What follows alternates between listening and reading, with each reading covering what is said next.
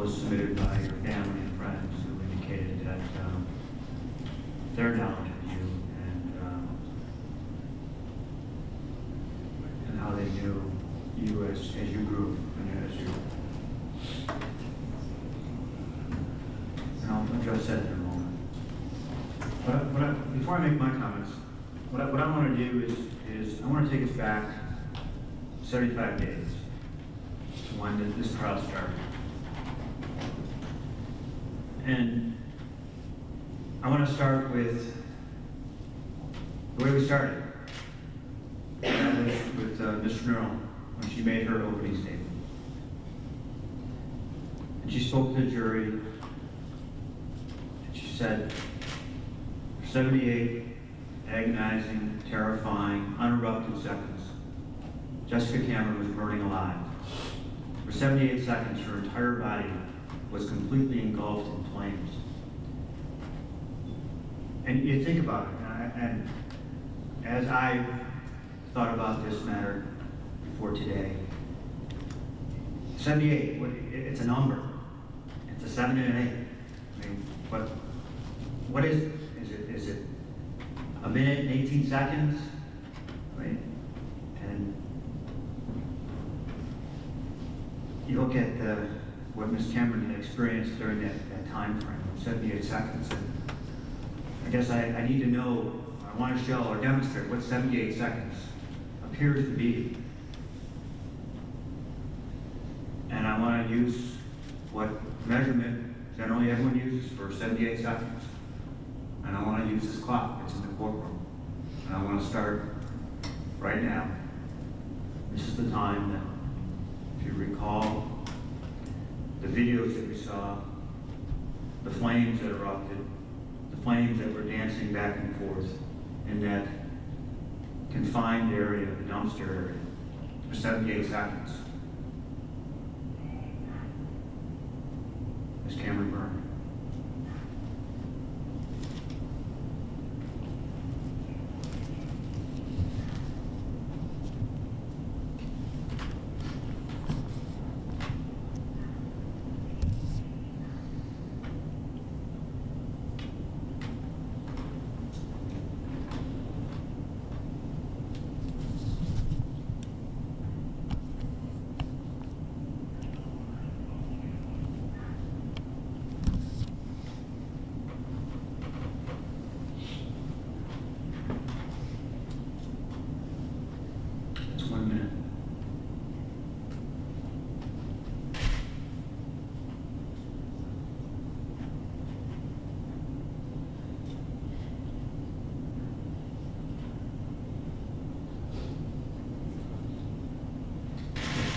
That's 78 seconds. And what did we learn after that? We learned that Ms. Cameron was in a drug-induced coma for approximately 1 month after experiencing 3rd and 4th degree burns over portions of her body. We learned that she was in hospital for over 4 months. We learned from the nurse that testified that Jessica experienced multiple surgeries, up to 10, 11, maybe 12 surgeries, requiring some areas we had to amputate portions of her fingers.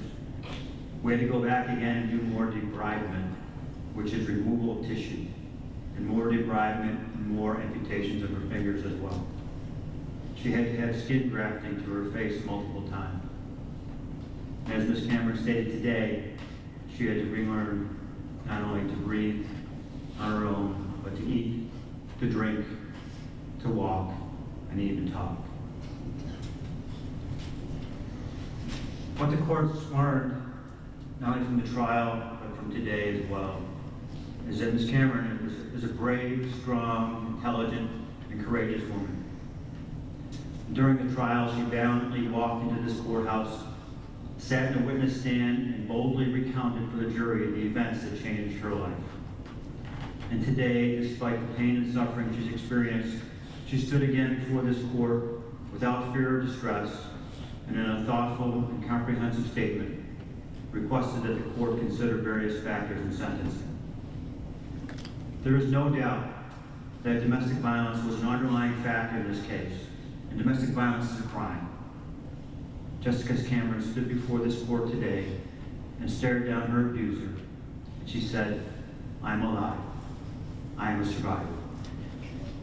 And she has provided a voice to victims of domestic violence. Mr. White, you told your story to the jury, what happened, you thought happened on December 17, 2018, that you intended to kill yourself, but the jury didn't believe your account. Today, I don't believe it either. You couldn't take no for an answer. You went to Tim Hortons on that day with malice aforethought and with ill intent to hurt Jessica. You entered that dumpster area with a gallon of gasoline, lured Jessica into the dumpster, forced her into a corner, away from everyone else's view, acknowledged that you intended to hurt her, poured gasoline over her head, and struck your lighter, immediately igniting Jessica in a blaze. And as I said before, I've given a lot of thought to what the comments I've made today. And as I was preparing, I came across a quote from Pascal, who was a mathematician and inventor. He once said that men never do evil so completely and cheerfully as when they do it conscientiously.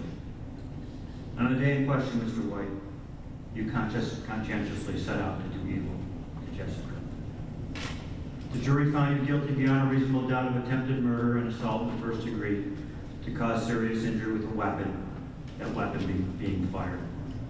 Both of these are violent felonies. Now, no one can doubt that this trial was extremely emotional for everyone involved, whether it was the witnesses, the attorneys for the prosecution, Mr. Terranova, yourself, Ms. Cameron, family members, witnesses, and the court.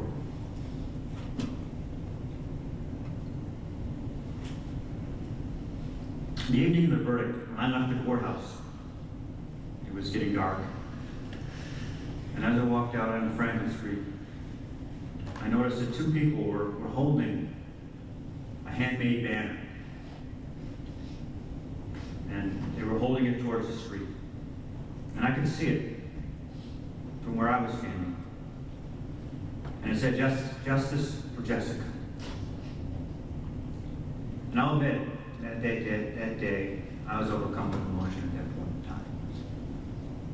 During the trial, I had to maintain my focus, listening to evidence, listening to testimony, ruling on any objections. But as I left, and I saw that sign,